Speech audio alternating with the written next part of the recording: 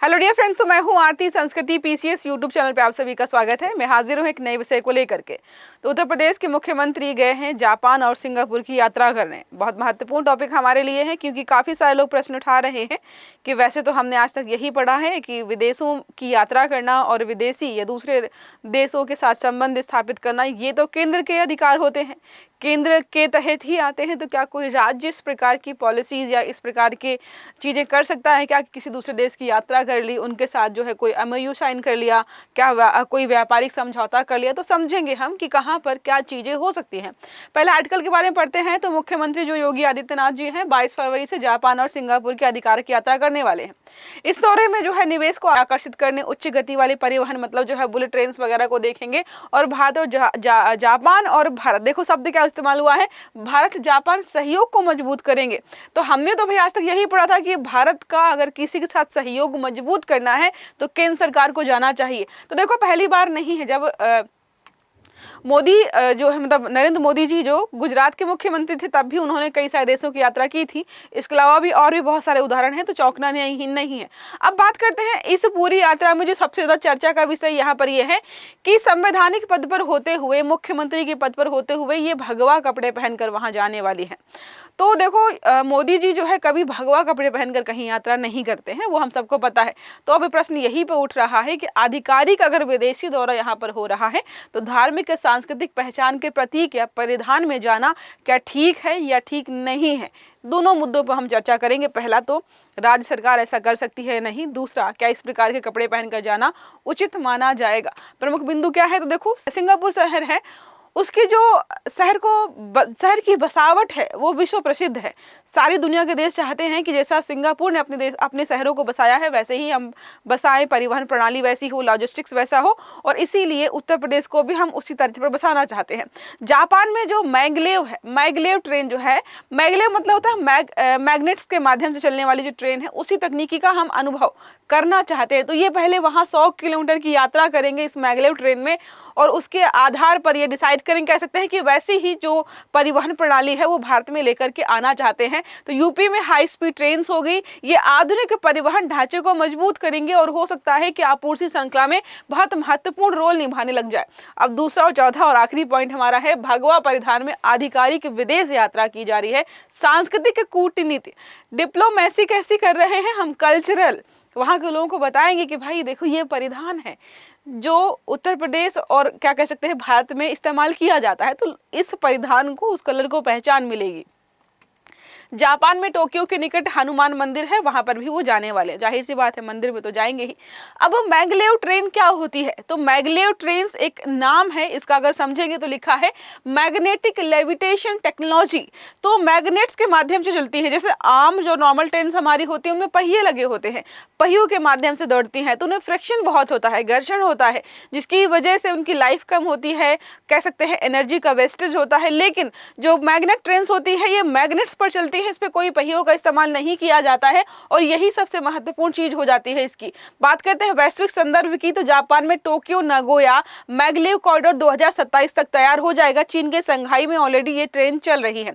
भारत में वर्तमान में हाई स्पीड बुलेट ट्रेन परियोजना मुंबई अहमदाबाद मार्ग पर जो है चल रही है, जापान के सहयोग के साथ। लेकिन हमारे पास अभी भी फिर भी मैगलेव ट्रेन्स नहीं है। बात करते हैं भारत जापान सहयोग के बारे में, तो भारत और जापान के बीच रणनीतिक साझेदारी जो भी है वो लगातार बढ़ती जा रही है। जापान का मैप है, जो स्पेसिफिक है मुख्य इलाके हैं जापान के वो सारे दिखा दिए हैं। होकाइडो है यहाँ पर, ये तोहोकू है, ये है कांटो, ये है कांसाई, ये है शिकोकू, ये है क्योसू, और ये है चुबू, और ये है चोगोकू और ओकिनावा। ये सारे इंपॉर्टेंट हैं जगह जिनके बारे में बता दिया है। अब बात करते हैं महत्वपूर्ण परियोजनाएं। तो हमने देखा भारत और जापान का आपसी समझौता संबंध, तो Mumbai Ahmedabad high speed train हमने देखी जापान के साथ जो है कह सकते हैं कि सहमति के साथ या जापान के सहयोग से चल रही है। तो जापानी शिंकानसेन एक ट्रेन ऑपरेट करने वाली कंपनी कह लीजिए, ग्रुप कह लीजिए, जैसे भारतीय रेल होता है ना, वंदे भारत है भारतीय रेल के अंदर, वैसे ही जितनी भी ट्रेन चलती है जापान में बुलेट ट्रेन उनके आगे ये नाम इस्तेमाल किया जाता है और उसी पर आधारित है। इस यात्रा से उत्तर प्रदेश में भविष्य की हाई स्पीड जो भी ट्रेन है, रेल है, स्मार्ट सिटी और लॉजिस्टिक्स हब जो भी बनाए जाएंगे उसमें मदद मिल पाएगी। अब बात करते हैं भगवा वस्त्रों की चर्चा। तो पहली बार कोई व्यक्ति भगवा वस्त्र पहनकर किसी विदेश में या किसी दूसरे देश में जाकर के कोई समिट या कहीं पर दौरा नहीं कर रहा है। स्वामी विवेकानंद जी ने 1893 में अमेरिका के शिकागो में आयोजित विश्व धर्म सम्मेलन में पार्टिसिपेट किया था।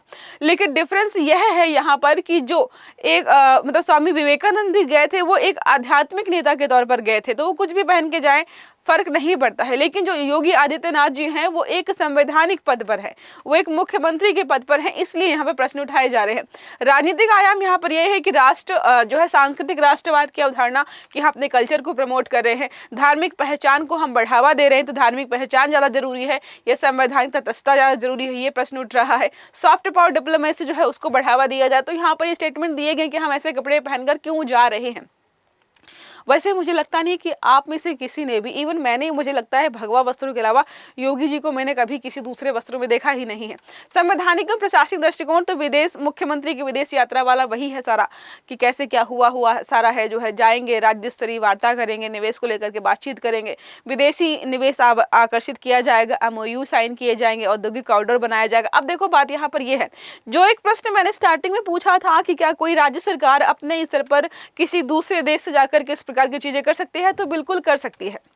तो जो डिप्लोमेसी है कोई राज्य सरकार करना चाहे तो कर सकती है, बट यहाँ पर यह है कि वो एक आर्थिक, कह सकते हैं औद्योगिक आधार होना चाहिए, व्यापार का आधार होना चाहिए। मतलब सिर्फ आप अपने यहाँ की अर्थव्यवस्था को प्रमोट करना चाहते हो, कोई MOU साइन करके अपने यहाँ पर आर्थिक गतिविधियों को प्रमोट करना चाहते हो, कोई इंडस्ट्री लगाना चाहते हो, इन्वेस्टमेंट बढ़ाना चाहते हो, इसके लिए आप जा सकते हो।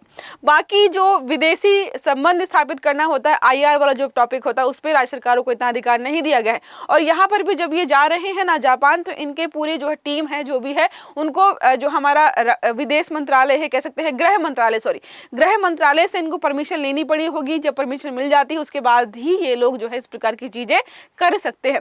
आर्थिक और रणनीतिक वाला हमने सारा देख लिया है कि यूपी को जो है एशियाई निवेश का आकर्षक अवसर मिल रहा है, हाई स्पीड रेल चलेंगी, यहाँ पर निर्माण व तकनीकी क्षेत्र में अवसर जनरेट किए जाएंगे। रोजगार के बारे में बात करें तो राजनयिक के बारे में तो जापान और भारत संबंधों को मजबूती मिलेगी। सांस्कृतिक हमने देख लिया है, वैश्विक स्तर पर हमारी प्रस्तुति की जा रही है। चुनौतियां यहाँ पर यह है कि हाई स्पीड रेल्स जो है इनकी लागत बहुत होती है, तो क्या उत्तर प्रदेश का अकेले इतना बजट है कि ये कर पाएगा? भूमि अधिग्रहण की समस्या, आसमान में नहीं चलेंगी जब ट्रेनें, जमीन पर चलेंगी, तकनीकी निर्भरता, हम निर्भर है अभी जापान पर। पर्यावरणीय प्रभाव क्या होंगे, राजनीतिक आलोचना अभी भी सुननी बाकी है, वो जारी जो है चुनौतियां हैं। विशेषज्ञों की राय यहाँ पर यह है कि भारत जापान सहयोग से सतत मतलब जो है सस्टेनेबल और स्मार्ट सिटी या जो स्मार्ट परिवहन को बढ़ावा मिलेगा, और उत्तर प्रदेश में एक्सप्रेसवे नेटवर्क के साथ हाई स्पीड ट्रेन चलेंगी तो कनेक्टिविटी बेहतर हो जाएगी। सांस्कृतिक पहचान के साथ कूटनीति भी यहाँ पर जो है हो जाएगी, तो सॉफ्ट पावर डिप्लोमेसी को यह बढ़ावा दे रहा है। अब और अतिरिक्त जानकारी अगर हम देखना चाहें तो सिंगापुर का नाम स्टार्टिंग में आता है। सिंगापुर और जापान दोनों की यात्रा कर रहे हैं योगी जी। तो सिंगापुर जो है विश्व में प्रसिद्ध है अपने शहरों की बसावट के लिए, साथ में जो परिवहन प्रणाली है उसके लिए भी जाना जाता है। तो यहाँ पे अलग अलग कॉर्पोरेशन है, ग्रुप्स काम कर रहे हैं, जैसे लैंड ट्रांसपोर्ट अथॉरिटी है, स्मार्ट कॉर्पोरेशन है जो कि सिंगापुर में काम करते हैं। महत्वपूर्ण क्यों हो जाता है, तो मल्टी मॉडल ट्रांसपोर्ट जो सिंगापुर का बहुत अच्छा है, ट्रैफिक कंजंक्शन प्राइसिंग जो मॉडल है इनका बहुत अच्छा है, स्मार्ट सिटी, स्मार्ट टिकटिंग हो गया, AI आधारित ट्रैफिक प्रबंधन है, ये सारे जो बहुत महत्वपूर्ण है, जिनको अगर हम फॉलो करें तो उत्तर प्रदेश में लखनऊ, नोएडा, कानपुर जो बड़े बड़े शहर है जहां पर बहुत ज़्यादा जनसंख्या निवास करती है, वहां का जो जाम, ट्रैफिक जैम और भी अन्य समस्याएं हैं उनका हम समाधान निकाल पाएंगे। अब बात करते हैं जो हमने बुलेट ट्रेन की बात कही थी, खासकर उनकी जो बहुत हाई स्पीड से काम करती हैं। तो जापान की जो हाई स्पीड रेल तकनीकी है, तो एक नाम आया था जो है शिंकनसेन, ये हर ट्रेन के नाम आगे आप देख सकते हैं। तो पूरा जापान का मैंने बता दिया है। टोहोकू हो गया आपका, देखो यहाँ से शुरू है, अमोरी जो है, अमोरी शिंकनसेन, ये जो नाम है शिंकनसेन आप लगाते रहिएगा। हचिनोहे हो गया, अकिता हो गया, मोरियोका हो गया, सिंजो ये है, सेंडाई ये है, फुकुशिमा ये है, निगाटा हो गया, नगानो हो गया, यहाँ पर जो है कानाजावा, नाम याद रहे तो बहुत बेहतर है। नगोया प्रोटोकॉल तो पढ़ा ही होगा ना, नगोया यहाँ पर देखो बीच में जापान के है। टोक्यो हो गया, टोक्यो शहर भी पढ़ा होगा आपने। क्योटो प्रोटोकॉल पढ़ा ही होगा। ओसाका हो गया, यहाँ पर ओसाका भी नाम सुन रखा होगा। ये सारे जो है आपको साउथ में देखने को मिल रहे हैं। हिरोशिमा नागासाकी पढ़ा ही ना आपका, देखो हिरोशिमा आपका ये रहा, ठीक है। नेक्स्ट है फुकुओका, क्या है फुकुओका, ठीक है। नेक्स्ट याद रखिएगा यात्सुशिरो है, फिर है काजोशीमा, ये अलग अलग जगह हैं जहां पर जो है इनकी रेल कनेक्टेड है। मैंने एक कंपैरिजन देखा था यूके का जापान के साथ, बहुत बुरा, मतलब जापान में इतना सारा कुछ हो चुका है और यूके में डेवलपमेंट के नाम पे कुछ नहीं था। शिंकानसेन के बारे में बात करते हैं, बुलेट ट्रेन्स को इस नाम से जानते हैं। संचालित कौन करता है? जापान रेलवे ग्रुप करता है। औसत गति, मतलब मिनिमम गति की बात करें, औसत गति 320 किलोमीटर प्रति घंटा। इस हिसाब से देखें तो आप बिहार कितनी देर पहुंच जाएंगे दिल्ली से, कैलकुलेट करके बताइएगा। विश्व की सबसे सुरक्षित रेल प्रणाली है, मतलब जीरो के बराबर एक्सीडेंट्स हुए हैं, जहां पर भारत में हर दूसरे दिन तीसरे दिन देखने को मिलता है कि ये ट्रेन यहाँ टकरा गई, इस ट्रेन से गाय कट गई, उस ट्रेन से हाथी कट गया। यहाँ पर जीरो एक्सीडेंट्स यहाँ पर हैं। मैगलेव परियोजना के बारे में हम बात करते हैं तो हमने देख लिया टोक्यो नगोया कॉरिडोर है, प्रोटोकॉल ही याद आता है, 2027 तक बनकर तैयार हो जाएगा। ये भी हमने देखा है, ये भी हमने देखा है, और इस तकनीकी पर हम निर्भर है। हम चाहते हैं कि कैसे करके ये तकनीकी हमें भी दे दी जाए।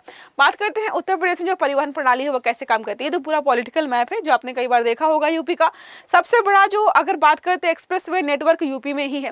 पूर्वांचल एक्सप्रेसवे हो गया, बुंदेलखंड एक्सप्रेसवे हो गया, गंगा एक्सप्रेसवे हो गया।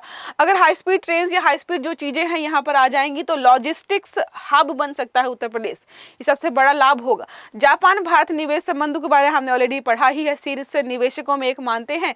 औद्योगिक टाउनशिप पर लगातार हम काम कर रहे हैं। संभावित क्षेत्र जो जापान के साथ सहयोगित होंगे वो है इलेक्ट्रॉनिक्स मैन्युफैक्चरिंग हो गया, सेमीकंडक्टर्स, ग्रीन हाइड्रोजन है, वेयर हाउसिंग। इन सभी में क्या करेंगे उत्तर प्रदेश का जापान का सहयोग लेंगे।